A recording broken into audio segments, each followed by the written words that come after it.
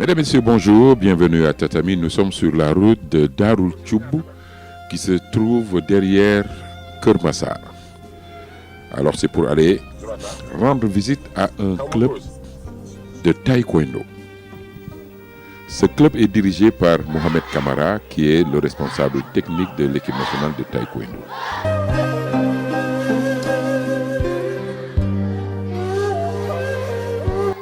Club bi mooy club Ali Imran bu Oustaz Alioune Sall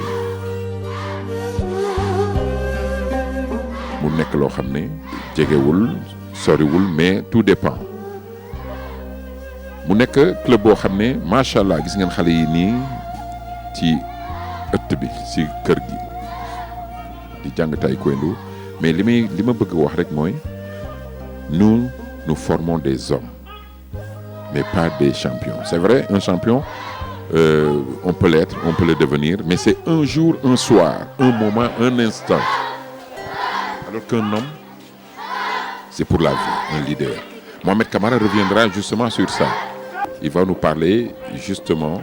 de ça ci biir émission Tatami bi nga xam ne moom la ñu jagleel tey xale yi nga xam ne dañuy jàng ci école bi Oustaz Alioune Sall ubbi fii si Darou Tchoub. mu nekk lu am solo te Darou Tchoub nag dañuy féliciter Oustaz Alioune Sall ak ñi fi nekk ñëpp liggéey bu rafet bi nga xam ne def na ko fii sori na c'est vrai mais soriwul aussi tout dépend ci fi nga nekk ak fi nga dëkk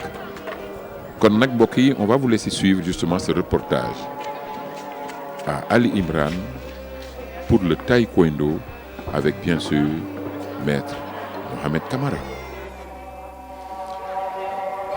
18h40 à Darou Tchoub. Le soleil décline à l'horizon,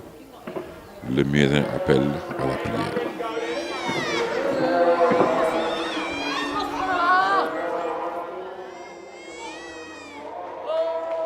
J'avais promis de venir ici, à Darou Tchoub,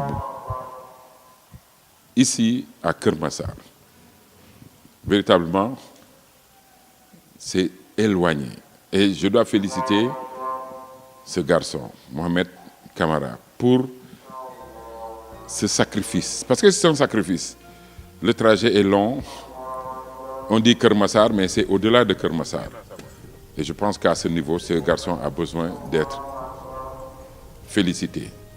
d'être encouragé, d'avoir des moyens, les moyens véhicules pour se déplacer. Parce que ce n'est pas évident. On n'a pas souffert pour venir ici, mais ça a été long. Et je me rends compte maintenant de ce sacrifice que fait régulièrement Mohamed Kamara pour venir ici à Darou Tchoub.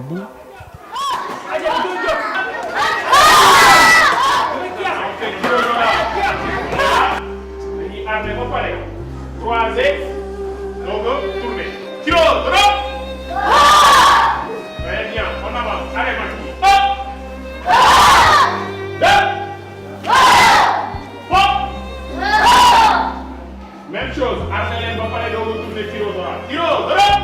Nous allons faire monton maquis. Vous collègues, appuie tout ça. Un, Arménien. Deux. Maintenant, on va faire tiro droit. Faire tiro droit. Vous voyez que la critique n'a pas été faite. Un, croisé. Deux, retourner à l'escalade. Et maintenant, je bloque.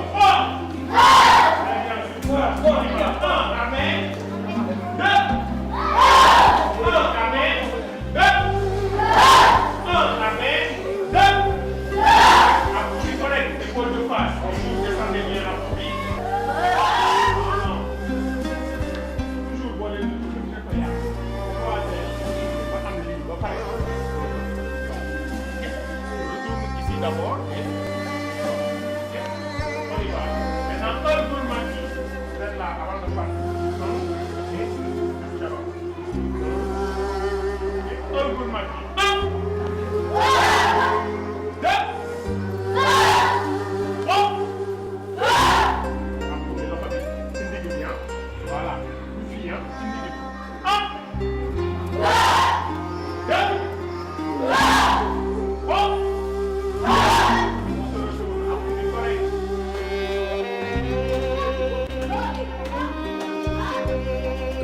Khadim tey dañu ñëw seet si leen mu nekk loo xam ne xëy na ñii seetaan tey émission bi dinañu am mbégte naka ngeen di gérer xale yi. alhamdulilah wasalaatu wasalaamu ala rasulillah nabiyina muhammad wa ala alihi wa sahbihi wa sallama tasliman kathira ñu ngi sant yàlla subhanahu wa taala di leen dalal fii ci école Ali Imran ngir jàngale alquran ak yar doomi jullit ñi comme ni nga ko laajee mooy xale yi naka lañ nekkee ci daara ji dafa séddale ko ñaari xaaj benn bi mooy ñi nga xam ne dañuy jàng alquran ngir bëgg ko mokkal beneen xaaj bi mooy ñi nga xamante dañoo nekk franco arabe bu ko defee ñi nga xam ne ñoo nekk ci daara alxuraan ji ñi ngi toll ci seenub lim boo ko xool dem na ci ay 230 bu ko defee yooyu utañ leen ay jàngalekat ñoom ni ngi leen séddale ci fukki classe lañ leen séddale maanaam jàngalekat bu ne daal da nga am na ci ñoo xamante ne dañ am ay 20 ñii danañ am ay ba 25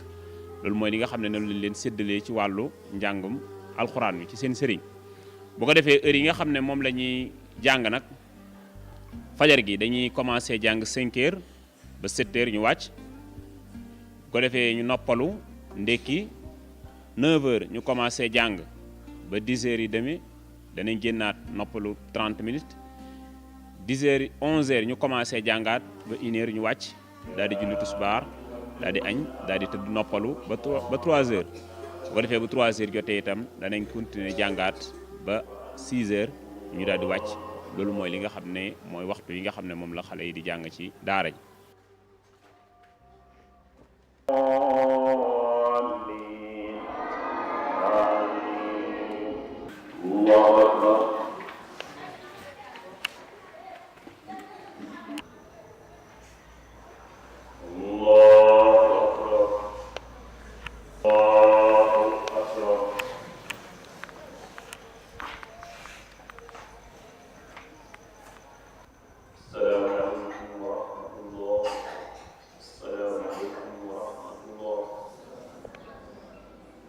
léegi nag ñu ñëw ci li nga xam ne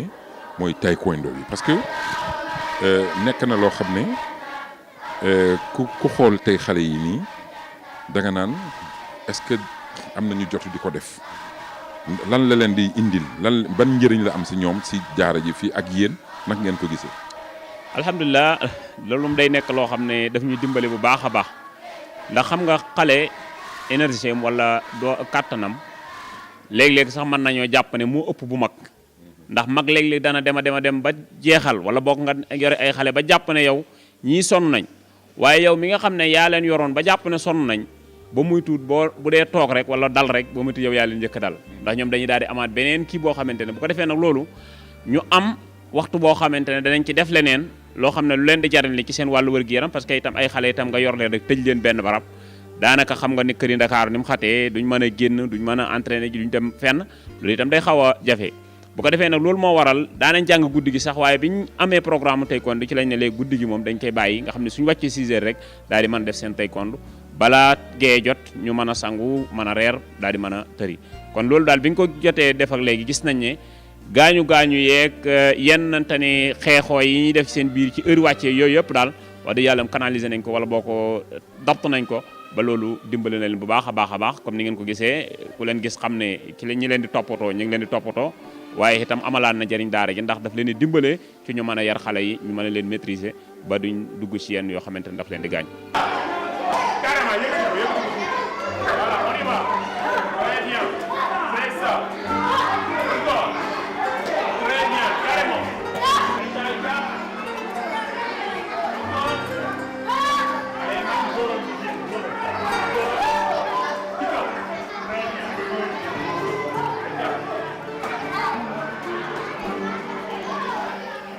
asalaamaaleykum Sansey question bi dégg naa ko te dama ciy kontaan mais maa ngi bëgg a tàmbalee d'abord ci remercier kilifa bi muy oustaz Alioune Sall et tamit remercier en commençant par notre cher grand maître Ababacar Sadikh Niang parce que tey waroon na ko fi fekk jéem naa ko woo sax mais xam naa ni contrainte yi comme il est trop chargé ne xam naa ni bu ko yéegoon tamit teeloon a yéeg mébétam yëpp dina fi teew donc lii ñu def tey nag moom début la rek ndax yàgg naa ko wax say plateau que ni xale mooy avenir u ëllëg donc ñun bu ñu leen jàppee ci seen éducation rek mooy que ni parents yi amaana seen xel dina dal pour ëllëg parce que taekwondo li muy def ci xale mooy dina forger personnalité te xale bu demee ba xam li ko war rek pour mu orienter dundam da koy yomb donc ñoo ngi leen di jéem a guider fii ci entraînement yi.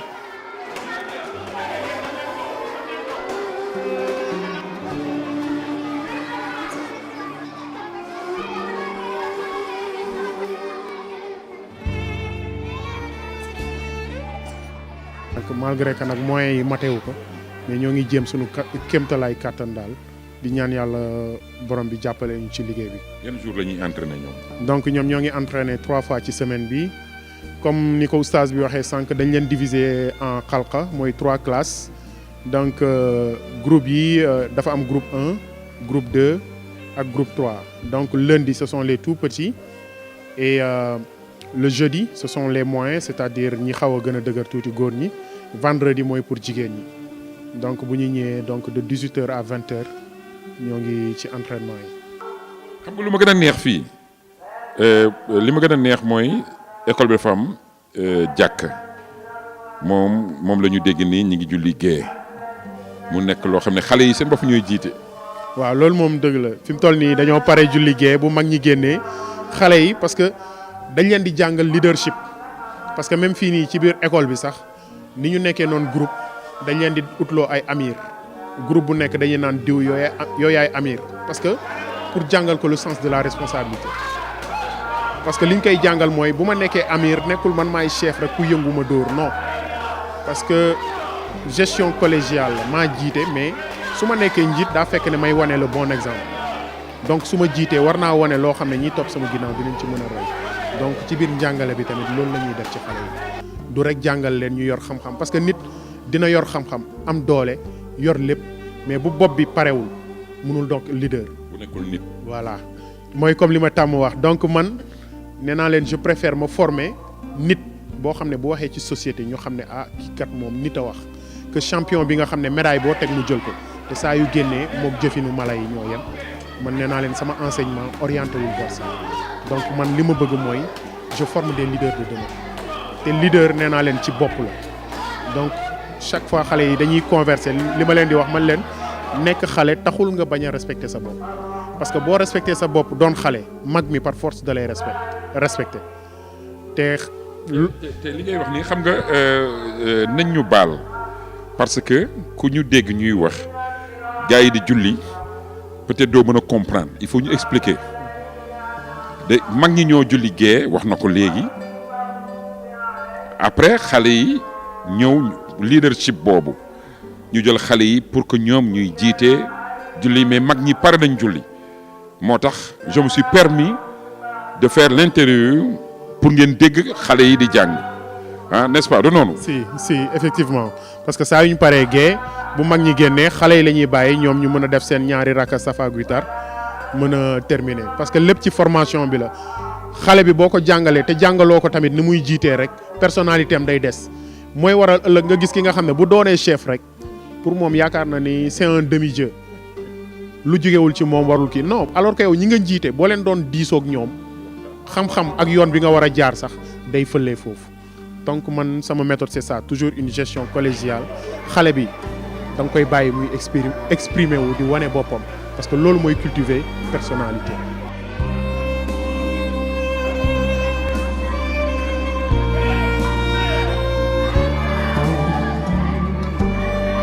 et aussi di remercier sama adjoint Mamadou Gaye parce que maa ngi moom ñoo nekkandoo fii xam nga gérer plus de 200 gosses yombul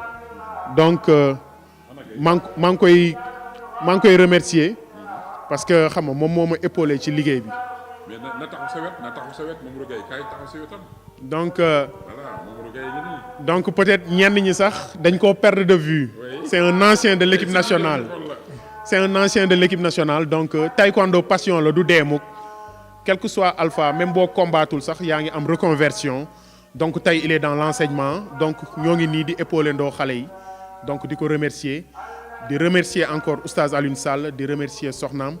encore une fois personnel bi ñi fi nekk ñëpp maa ngi leen di remercier yaayu daara yi et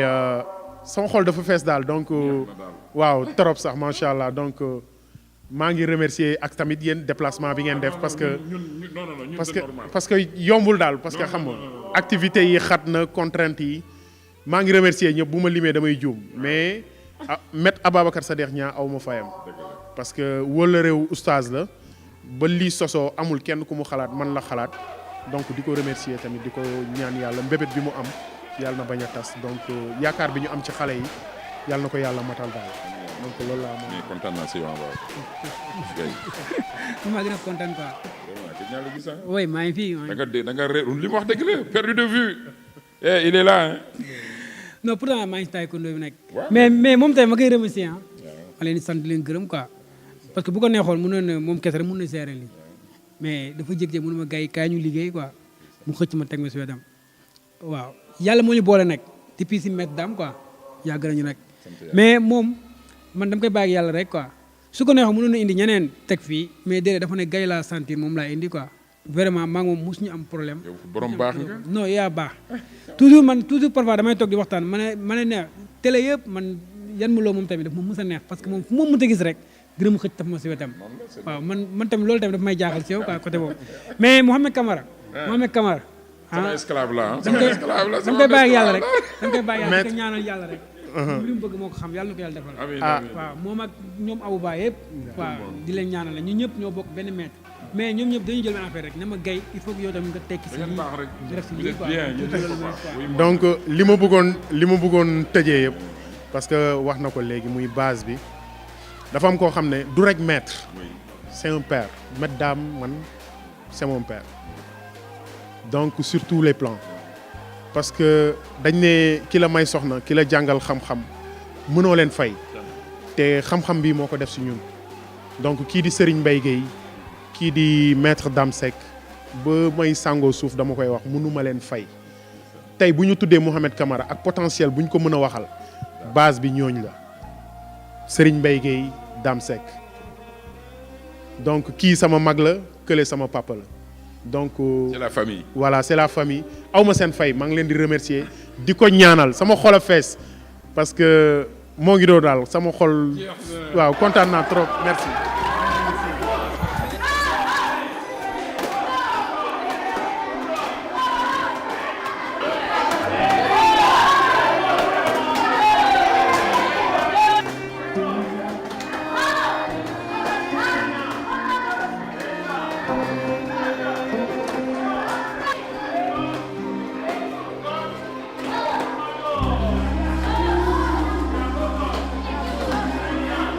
Pape Dia laa tudd waaw mais Pape Dia yow tey lan nga wax ci xale yi. ma sheytaan rajim laa xawla laa quwwata illaa billah waa xale yi comme ni ko Oustaz Khadim Thiam waxee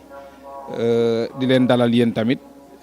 ci ñëw bi ngeen fi ñëw parce que bi ñu ko maître waxee kontaan nañ ci trop def naa bi mooy deuxième fois ngay jël xale yi parce que saal yi bari nan mais taamu nga ñu it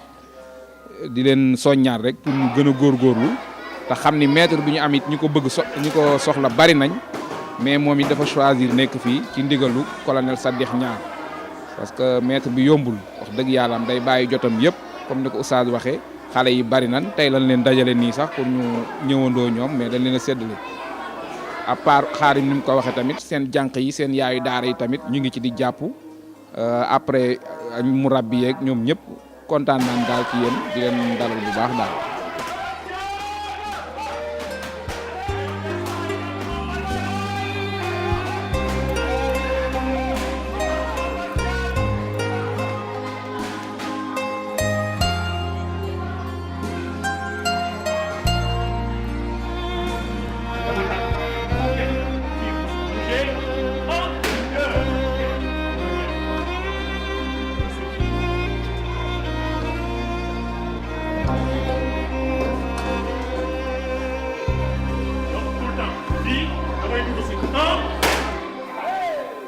Mouhamed Camara dañ ko war a